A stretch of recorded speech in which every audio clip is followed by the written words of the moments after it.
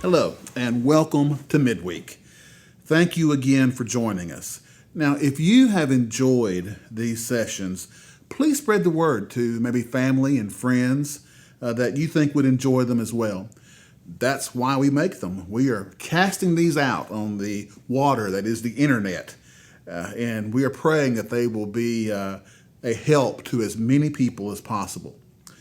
Now, if you've been with us for our previous sessions, you've probably noticed that Paul has spent a lot of time in teaching us that the Christian life is not lived alone.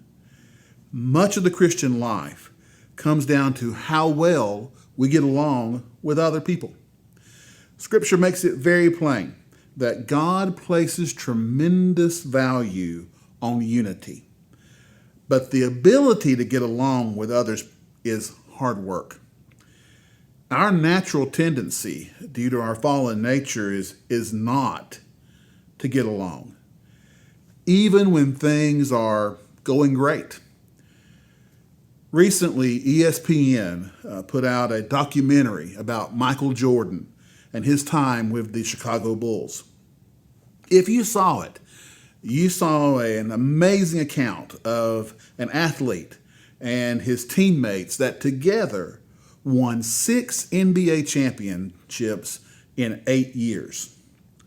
That is a tremendous success. But you also saw the behind-the-scenes story of the Bulls general manager who felt like he wasn't getting enough credit and how he worked to get the coach fired and to break up this tremendously successful team. That serves to remind us that even when things are going well, it's hard to maintain unity.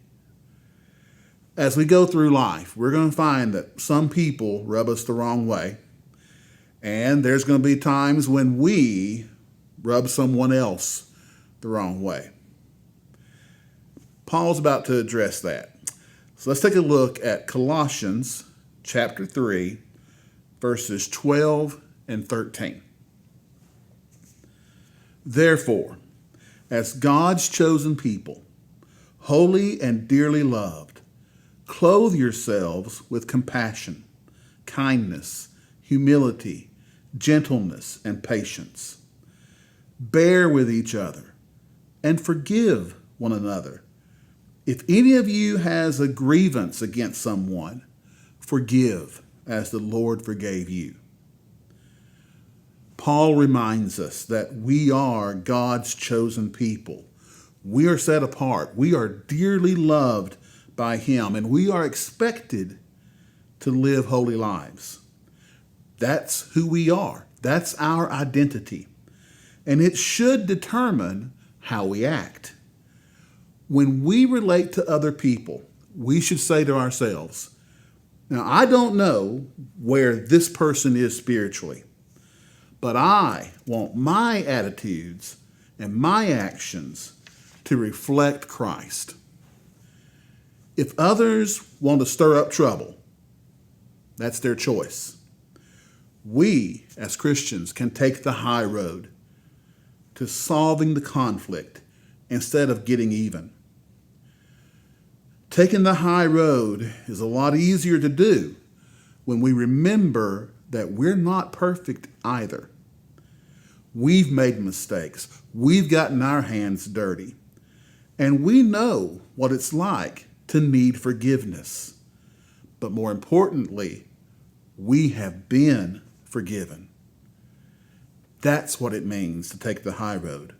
Show others the same mercy that you've been shown by Christ. Now, does that mean that we sweep the conflict under the rug and never deal with it? No, of course not. But what it means is that we don't resort to name calling and hostility toward those who don't agree with us. You and I are God's people. We have to let our actions show it. Colossians 3:12 says, clothe yourselves. with compassion, kindness, humility, gentleness, and patience.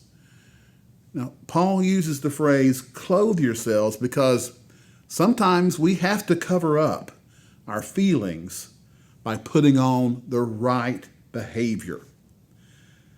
Our feelings may be sending us in one direction, but we can clothe ourselves with attitudes and holiness and behavior that moves us in the right direction. You know, we've been told that we should get our feelings out in the open so that we can deal with them. Spitting out a bunch of hostile, angry words, resentful words at someone is not going to help. It's not going to make you or them a better person. And it won't improve your relationship. Just because you feel something doesn't mean you have to say it. And you don't have to let your feelings control your actions. Paul said, put on compassion, kindness, etc. You may not feel those things, but you can put them on, at least temporarily. If you feel dislike for another person and you show them kindness, you're not being hypocritical. You're being holy. The Bible never tells us that we will be judged according to our feelings. It says we'll be judged according to our actions. You can't always control the way you feel, but you can control the way you dress. Clothe yourselves with compassion, kindness, humility, gentleness, and patience. Now again, does that mean we ignore things and we just internalize them and hold them in? No. It means that when you do deal with the conflict, you put your feelings aside and you put a layer of holiness between you and the other person. So you can heal the relationship instead of destroying it. Now, I know what you're thinking. You're thinking, Mark, that's a whole lot easier said than done. How am I supposed to do that? Well, I'll tell you what. Join us next week, and we're going to look at the way that Paul tells us that we can address that and accomplish that. We'll see you then.